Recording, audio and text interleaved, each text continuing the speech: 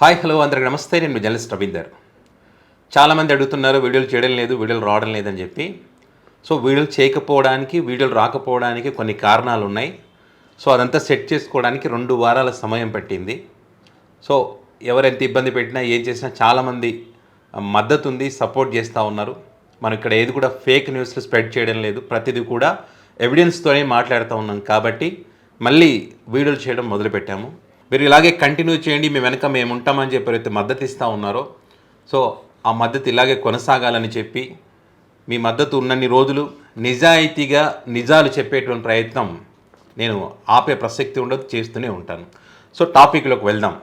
గత 7 సంవత్సరాలుగా వైఎస్ జగన్మోహన్ రెడ్డి గారిని, మరి అదేవిధంగా వైఎస్ భారతి గారిని, వైఎస్ అవినాష్ రెడ్డి గారిని వీరికి సంబంధించి అంటే వైఎస్ వివేక కేసులో ఇరికించాలని చెప్పి ఏదైతే ప్రయత్నం చేస్తూ ఉన్నారో ఆ ప్రయత్నానికి ఫుల్ స్టాప్ పడినట్టుగా చెప్పొచ్చు.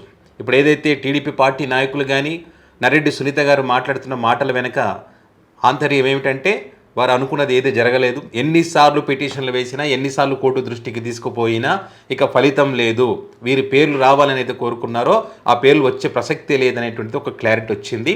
సో ఇక్కడ కొన్ని మాటలు మీరు కనుక అబ్జర్వ్ చేస్తే వాళ్ళు చేసినటువంటి తప్పిదాలు వారి ఇక చేతులు ఎత్తేస్తారనడానికి కొన్ని ఎగ్జాంపుల్ కూడా మీకు ఇక్కడ చూపిస్తాను. నేను ఇక్కడ ముందుగా వైఎస్ వివేక కేసులో నరెడ్డి సునీత మాట్లాడుతున్న మాటలు ఏంటంటే ఇక్కడ వ్యవస్థలన్నింటినీ మేనేజ్ చేస్తారంట. వైఎస్ జగన్మోహన్ రెడ్డి గారు వ్యవస్థలన్నింటినీ మేనేజ్ చేస్తారు.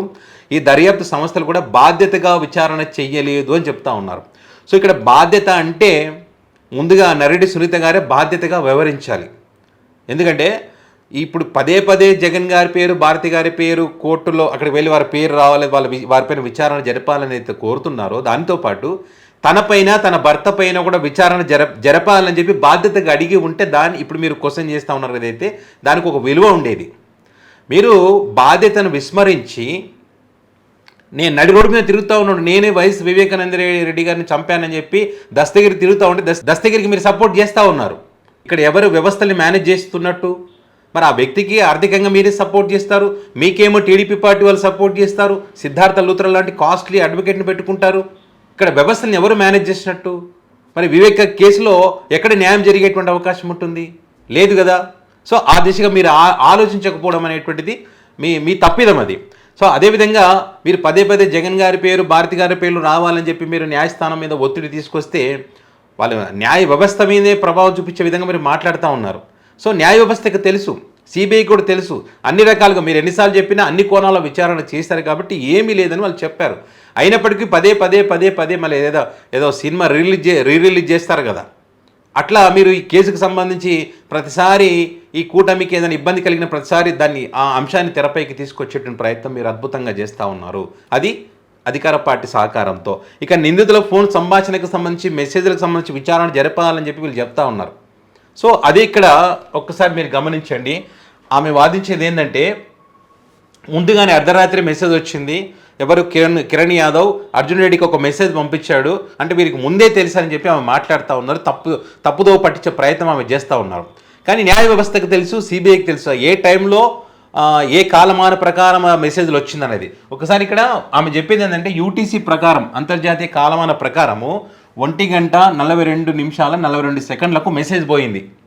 ఓకే, అంటే ఇక్కడ ఐఎస్ అంటే భారత కాలమాన ప్రకారము దీనికి ఒక 5:30 కలపాలి. అంటే ఎంత టైం అవుతుంది? 7:12 అవుతుంది. అంటే ఉదయం వైఎస్ వివేక గారు చనిపోయినటువంటి ఆ ఉదయం. సో ఆ టైంకి మెసేజ్ పోయింది, వివేక సార్ మరణించారని చెప్పి. అంటే దీనిపైన విచారణ చేయాలని చెప్తా ఉన్నారు. ఎట్లా వాళ్ళకి ముందే ఎట్లా తెలుసు అనేది ఆమె యొక్క ఉద్దేశం. కానీ ఇక్కడ ఈ కాలమాన ప్రకారం చూసినప్పుడు అప్పటికే అన్ని మీడియా ఛానల్స్లో వైఎస్ వివేక గారి ఎపిసోడ్కి సంబంధించి ఆ ప్రసారం జరిగింది. సో ఇక్కడ తప్పు పట్టాల్సింది ఏముంటుంది? సో అదే అంశాన్ని సిబిఐ కానీ కోర్టు కానీ ఆలోచించి ఇక్కడ వీరిపైన విచారణ చేయాల్సినటువంటి అవసరం లేదని చెప్పేసింది. అండ్ అదేవిధంగా జగన్ గారికి, భారతి గారికి, అదేవిధంగా వారి కుటుంబ సభ్యులకు మెసేజ్ పాస్ చేయడం కానీ, వాళ్ళకు ఈ విషయాన్ని తెలియజేయడం కానీ తప్పు పట్టడానికి ఆస్కారం లేదని చెప్పింది. ఎందుకంటే బంధువులు కాబట్టి ఆ విషయం తెలియజేసేటువంటి అవకాశం ఉంటుంది. అంత మాత్రాన దీనిలో వాళ్ళు ఇన్వాల్వ్ అయి ఉన్నారు, వాళ్ళు తప్పు చేసి ఉన్నారా అనుకుంటే అది పొరపాటు అవుతుంది కదా. సో ఆ కోణంలోనే ఇది విచారించాల్సిన అవసరం లేదని చెప్పి న్యాయస్థానం భావించింది. కానీ మేడం గారేమో ఈ రకంగా మాట్లాడుతూ ఉంటాం. అంటే ఇప్పుడు జరగాల్సింది ఏంటి? ఇక్కడ ఈ వివేక గారి హత్య అనేది ఎందుకు జరిగింది? ఇది మరి రెండో భార్యకి సంబంధించినటువంటి గొడవ జరిగింది అంతకుముందు, మరి ఆ కోణంలో జరగాలి. ఆస్తి తగాదాలకు సంబంధించినది, వారసత్వానికి సంబంధించిన ఒక చర్చ ఉంది. సో వాటికి సంబంధించి విచారణ జరగాల్సినటువంటి అవసరం ఉంది. కరెక్టే, వైఎస్ సునీత గారు అన్నట్టు, నరెడ్డి సునీత గారు, వైఎస్ కాదు నరెడ్డి సునీత గారు అన్నట్టు ఇంకా పూర్తి స్థాయిలో దర్యాప్తు చేయడంలో ఫెయిల్ ఉంది అంటే నిజంగా ఫెయిల్యూర్ అయింది సిబిఐ. ఇంకా పూర్తి స్థాయిలో చేయాల్సిన అవసరం ఉండే. ఎవరెవరు దీని వెనుక ఉన్నారో, ఆస్తి తగాదాలు ఏంటి, రెండో భార్య ఎపిసోడ్ ఏంటి, వాళ్ళని బెదిరించింది ఎవరు, మరి డాక్యుమెంట్ సంతకాలు పెట్టినటువంటి డాక్యుమెంట్ల వ్యవహారం ఏంటిది, వైఎస్ వివేక్ గారు పెట్టిన డాక్యుమెంట్ల సంగతి ఏంటి, మరి ఆస్తి ఎవరి పేరు మీదకి మారింది, ఇవన్నీ బయటికి రావాల్సిన అవసరం ఉన్నాయి. కానీ మరి ఇక్కడితో ఆపేశారు. సో ఆ దిశగా విచారణ పూర్తి స్థాయిలో జరిగింటే అప్పుడు ఎవరు అసలు దొంగలు అనేది బయటకు వచ్చి ఉండేది, న్యాయం జరిగేది. ఇప్పుడు అంటున్నారు ఇలాంటి కూతురు ఒక వైఎస్ వివేక్ గారు దొరకడం అదృష్టం అని చెప్పి టీడీపీ పార్టీ నాయకులు అంటున్నారు. ఈమె పోరాటం చేస్తుంది, కొన్ని సంవత్సరాలుగా మేము సపోర్ట్ చేస్తామని చెప్పి వీళ్ళు అంటా ఉన్నారు.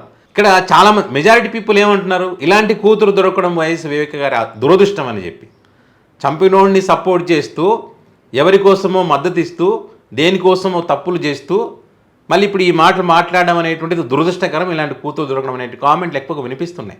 ఇప్పుడు టీడీపీ పార్టీ ఏం చేసింది, వీళ్ళకి అర్థమైపోయింది, మనం ఎంత చేసినా ఎంత ప్రయత్నం చేసినా లేని దాన్ని ఉందని చెప్పాలని చూసినా అక్కడ ఆధారాలు లేవు కాబట్టి ఇది జగన్ గారి పేరు, భారతి గారి పేరు రాదని తెలిసి ఇక్కడ ఏమంటారు టీడీపీ పార్టీ నాయకులు, ఇప్పుడు ఏమంటారు, సో ఇక్కడ వ్యవస్థలను మేనేజ్ చేసి తప్పించుకోవచ్చు కానీ భగవంతుడు అనేవాడు ఒకడు ఉంటాడు, కర్మ సిద్ధాంతం అనేది ఒకటి ఉంటుంది, దాని నుంచి తప్పించుకోలేరని చెప్పి కామెంట్ చేస్తూ ఉన్నారు. ఇప్పుడు కరెక్టే మీరు అన్నది, భగవంతుడు అనేవాడు ఒకడు ఉంటాడు, కర్మ సిద్ధాంతం ఒకటి ఉంటుంది, దాని నుంచి ఎవరు కూడా తప్పించుకోలేరు. మీరు ఇప్పుడు ఏదైతే ఇవన్నీ చేశారో దీని వెనక ఎవరెవరు ఉన్నారో వాళ్ళందరూ ఖచ్చితంగా, మీరు అధికారం ఉంది కాబట్టి తప్పించుకోవచ్చు ఇప్పుడు, కానీ ఖచ్చితంగా భగవంతుడి చేతి నుంచి కర్మ సిద్ధాంతం నుంచి తప్పించుకోలేరు. ఇప్పుడు 1 by 1 అన్నీ కూడా అధికార పార్టీకి ఏ రకంగా అనుభవిస్తున్నారో, కర్మ ఎలా వెంటాడుతుందో కూడా మనం చూస్తూ ఉన్నాం.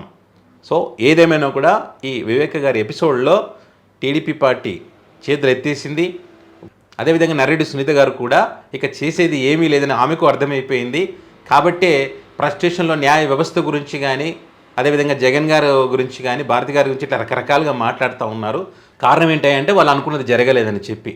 సో కొంచెం ఆలస్యమైన న్యాయం గెలుస్తుందనడానికి ఇవన్నీ ఎగ్జాంపుల్స్. వాళ్ళు ఎంత మసిపూసి మారేడికాయ చేయాలని వాళ్ళ పత్రికల ద్వారా ప్రయత్నం చేసినప్పటికీ ప్రజలు నమ్మడం లేదు. సో ఇది విషయం. మరి ఈ అంశానికి సంబంధించి మీ అభిప్రాయాన్ని కామెంట్ రూపంలో పెట్టండి. మన ఛానల్ కనుక ఎవరైనా సబ్స్క్రైబ్ చేసుకోకపోతే తప్పకుండా సబ్స్క్రైబ్ చేసుకోండి, నాకు సపోర్ట్ చేయండి. Thank you.